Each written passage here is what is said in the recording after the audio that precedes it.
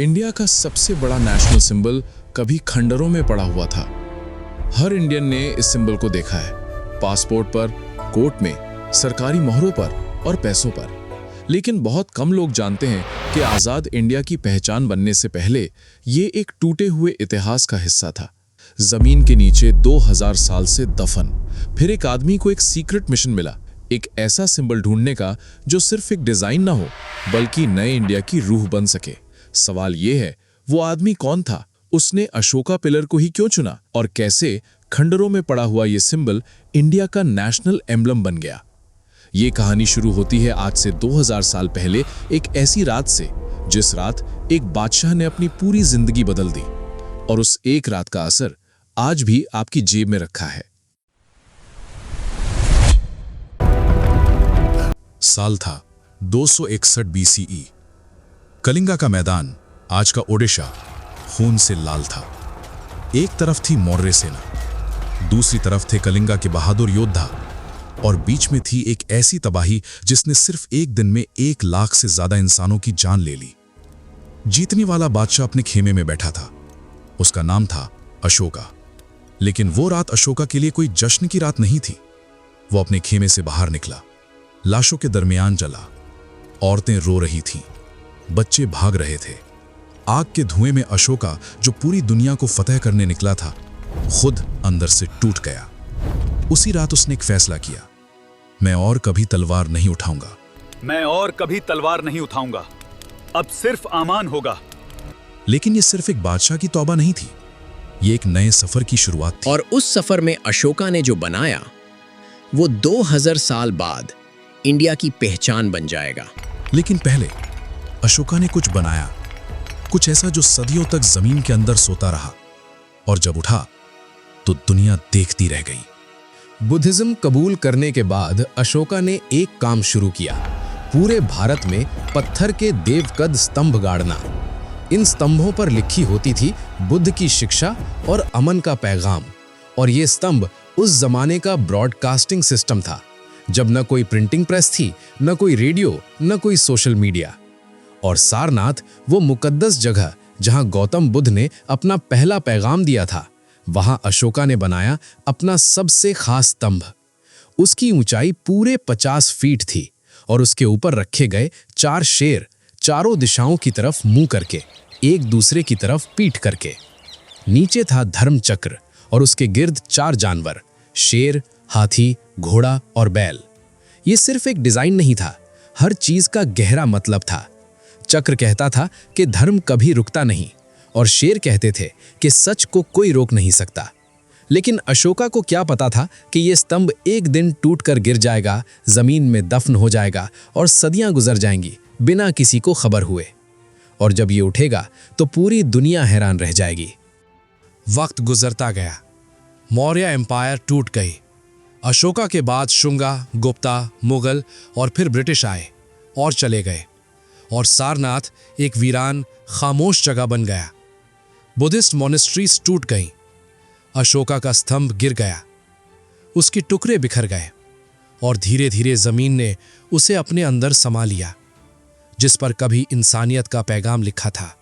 सारनाथ एक छोटा सा गांव बन गया, जहां लोग खेती करते और जिंदगी गुजरते रहे। उन्हें अंदाजा भी नहीं था कि उनके पांव के नीचे 2000 साल का एक गुप्त राज दफन है।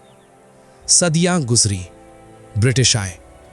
हिस्ट्री की किताबों में अशोका का जिक्र तो था, लेकिन उसका स्तंभ सिर्फ एक लेजेंड बन चुका था। किसी को यकीन नहीं था कि वो कभी मिलेगा। फिर आया था 1904, और उस साल एक अंग्रेजी ऑफिसर ने कुछ ऐसा खोदा है जिसने पूरी हिस्ट्री बदल दी। आर्कियोलॉजिकल सर्वे ऑफ इंडिया का एक ऑफिसर था, F.O. अर्टल। उसे भेजा गया था सारनाथ रूटीन एक्सकेवेशन के लिए। कोई बड़ा मिशन नहीं, बस खोदो, देखो, रिकॉर्ड करो और वापस आओ। अर्टल और उसकी टीम ने मिट्टी हटाना शुरू की। पहले दिन कुछ खास नहीं मिला, दूसरे दिन भी बस टूटे हुए पत्थर के टुकड़े। लेकिन तीसरे दिन कुछ अलग निकला। पहले एक बड़ा टुकड़ा, फिर दूसरा, फिर तीसरा, और फिर एक पूरा लायन कैपिटल, 4 शेर एक दूसरे से पीठ लगा के। 2000 साल बाद भी बिल्कुल साफ, बिल्कुल जिंदा, जैसे कल ही बने हों। टीम वहां रुक गई। अटल के हाथ कांपे, आंखें भर आईं। ये कोई आम पत्थर नहीं था, ये अशोका का वो स्तंभ था जो सिर्फ किस्सों में था, सिर्फ लेजेंड्स में था। उसे आर्कियोलॉजिकल म्यूजियम सारनाथ में रखा गया।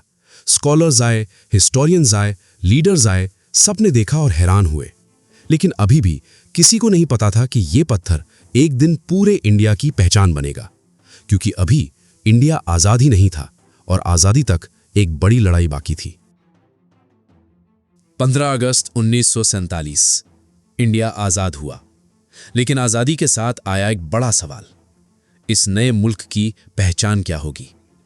हर आज़ाद मुल्क का एक नेशनल एम्ब्लम होता है, एक सील, एक सिंबल जो कहता है ये हम हैं, ये हमारी सोच है, ये हमारी रूट्स हैं। नेहरू और कॉन्स्टिट्यूएंट असेंबली के सामने ये चैलेंज था। सिंबल ऐसा होना चाहिए जो सिर्फ एक मजहब का ना हो, सिर्फ एक रीजन का ना हो, बल्कि पूरे इंडिया की सोल को रिप्रेजेंट करे और सेंचुरीज पुराना हो, ताकि उसकी रूट्स गहरी हों। कई डिजाइन्स आए, कई प्रपोजल्स पेश हुए। किसी ने कहा गांधी जी का चरखा लाओ, किसी ने कहा तिरंगा ही काफी है, किसी ने बिल्कुल नए डिजाइन्स बनाए। लेकिन जवाहरलाल नेहरू के जहन में एक इमेज थी। वो इमेज थी सारनाथ के म्यूजियम की, जहां 2000 साल पुराने 4 शेर आज भी खड़े थे, जिंदा थे, मजबूत थे। नेहरू ने प्रपोजल रखा, लेकिन कमेटी में एक ऐसा सवाल आया जी जो इतना बड़ा था कि एक वक्त लगा सब कुछ रोक देगा। कॉन्स्टिट्यूएंट असेंबली की कमेटी बैठी। नेहरू ने सारनाथ लायन कैपिटल का प्रपोजल टेबल पर रखा। पहले खामोशी, फिर सवाल आया, यह तो एक बुद्धिस्ट सिंबल है, क्या यह हिंदू मेजॉरिटी इंडिया के लिए ठीक है? क्या बाकी धर्म इसे अपना मानेंगे? यह सिर्फ पॉलिटिकल सवाल नहीं था, यह नई मुल्क की रूह का सवाल था। नेहरू का जवाब आया, सीधा, सिंपल और इतना पावरफुल कि रूम में सब चुप हो गए। अशोक ने यह स्तंभ सिर्फ बुद्धिस्ट्स के लिए नहीं बनाया था, अशोक ने यह इंसानियत के लिए बनाया था। और इस पर जो धर्म चक्र है वो कहता है कि सच कभी नहीं रुकता, इंसाफ कभी नहीं रुकता। यही तो हम चाहते हैं अपने नए इंडिया से। एक लम्हा की खामोशी और फिर एक एक करके हाथ उठे। 26 जनवरी 1950, जिस दिन इंडिया रिपब्लिक बना, उसी दिन officially lion capital of Ashoka India का नेशनल एम्ब्लम बन गया और नीचे लिखा गया, सत्यमेव जयते, सच की हमेशा जीत होती है। लेकिन इस पूरी कहानी में एक ऐसी चीज है जो आज भी ज्यादातर लोग नहीं जानते, और वो चीज इस पूरी कहानी का सबसे चौंकाने वाला हिस्सा है। जब इंडिया ने लायन कैपिटल को नेशनल एम्ब्लम बनाया तो ओरिजिनल डिजाइन में एक चीज खामोशी से बदली गई। Original lion capital of Ashoka में जो शेर थे, उनके दांत साफ दिखते थे, उनके चेहरे अग्रेसिव थे, वो शिकारी शेर थे, ताकतवर, डरावने। लेकिन इंडिया के नेशनल एम्ब्लम में उन्हें थोड़ा अलग कर दिया गया। दांत कम प्रोमिनेंट हुए, एक्सप्रेशन ज्यादा काम हो गया, जैसे एक जंगजू शेर अब शांति का पैगाम बन गया हो।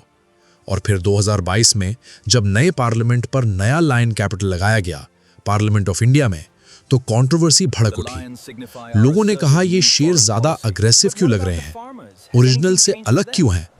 गवर्नमेंट ने कहा ये ओरिजिनल के ज्यादा करीब है। क्रिटिक्स ने कहा बिल्कुल डिफरेंट इंटरप्रिटेशन है। और ये डिबेट आज भी जिंदा है। तो सवाल ये है, क्या अशोका ने जो सोच के बनाया था वो आज भी वही है, या वक्त के साथ सिंबल की रूह ही बदल गई है? आज जब आप अपना पासपोर्ट उठाओ, जब कोर्ट के बाहर खड़े हो, जब 10 रुपए का सिक्का हाथ में लो, वो 4 शेर जो आप देखते हो वो एक बादशाह की तौबा है जो जीतने के बाद टूट गया था। वो 2000 साल जमीन में सोने के बाद भी जिंदा रही एक यादगार है। और वो एक आजाद मुल्क का वो सपना है जो नेहरू ने 1947 में देखा था। अशोका ने ये स्तंभ इसलिए बनाया था कि इंसान ये ना भूले, सच की हमेशा जीत होती है।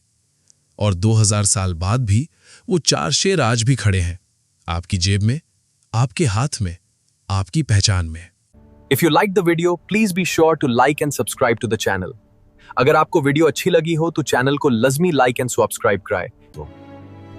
और ये भी बतियाए नेक्स्ट वीडियो किस टॉपिक पे हो, कमेंट्स में